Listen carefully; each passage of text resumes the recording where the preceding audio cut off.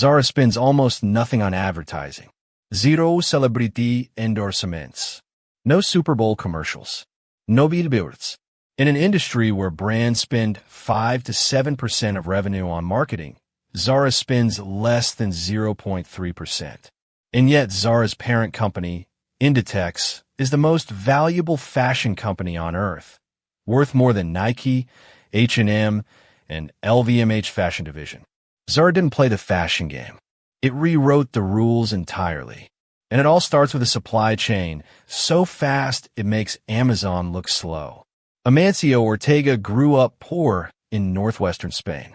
His family couldn't afford to buy food on credit at the local store, a humiliation that shaped his entire approach to business.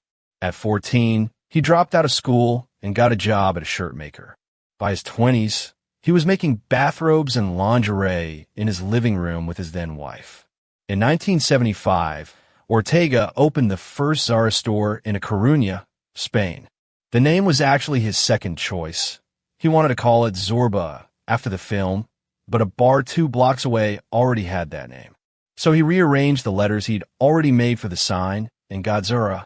Today, Ortega is one of the richest people on earth, worth over $90 billion, and he still eats lunch in the employee cafeteria at Inditex headquarters.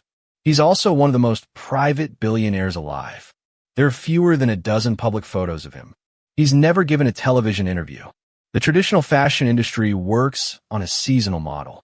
Designers create collections 6 to 9 months in advance. They showcase them at fashion weeks. Manufacturers produce huge quantities. Stores receive shipments twice a year, spring, summer, and fall/winter. If something doesn't sell, it goes on clearance. The whole cycle is slow, expensive, and riddled with guesswork. Zara looked at this model and rejected every part of it. Here's how Zara actually operates. Instead of designing collections months in advance, Zara's 700-plus designers monitor real-time data from stores. What's selling, what's being tried on but not bought, what customers are asking for. They also scan social media, street fashion, and even runway shows. When they spot a trend, they could design a new garment, manufacture it, and have it hanging in stores worldwide in as little as 2 weeks. 2 weeks. In an industry that normally takes 9 months. This speed is possible because of a decision Ortega made early on that every fashion executive thought was crazy. Vertical integration. Zara owns its own factories. Most fashion brands outsource manufacturing to countries like Bangladesh, Vietnam, or China, where labor is cheapest. Zara manufactures roughly 50 to 60% of its products in Spain, Portugal, and nearby countries. The labor is more expensive, but the speed advantage is enormous. When H&M or Gap places an order with a factory in Bangladesh, they're committing to thousands of units months in advance. If the trend dies, they're stuck with unsold inventory. Zara makes small initial runs, sometimes just a few hundred units per style, and test them in stores. If something sells well, they ramp production immediately. If it doesn't, they kill it and move on. The loss is minimal. The result? Zara introduces roughly 20,000 new designs per year. H&M does about 12,000 to 16,000. A traditional luxury brand might do 2,000 to 4,000. Zara stores receive new shipments twice a week, and the merchandise turns over so fast that 85% of Zara's products sell at full price. The industry average? About 60%. That 25 percentage point difference in full price sell-through is worth billions.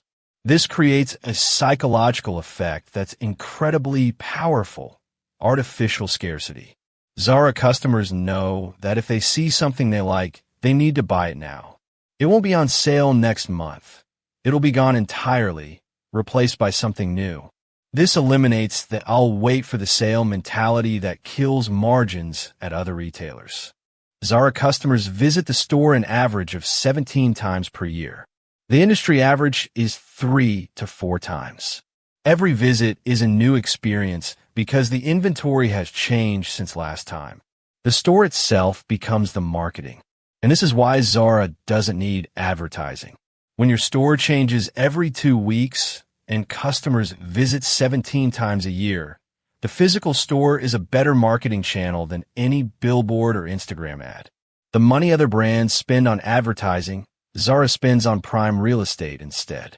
Zara stores occupy some of the most expensive retail locations in the world: Fifth Avenue, the Champs-Élysées, Oxford Street, Ginza. The storefront is the advertisement. Now, the distribution logistics that make all this possible are genuinely remarkable.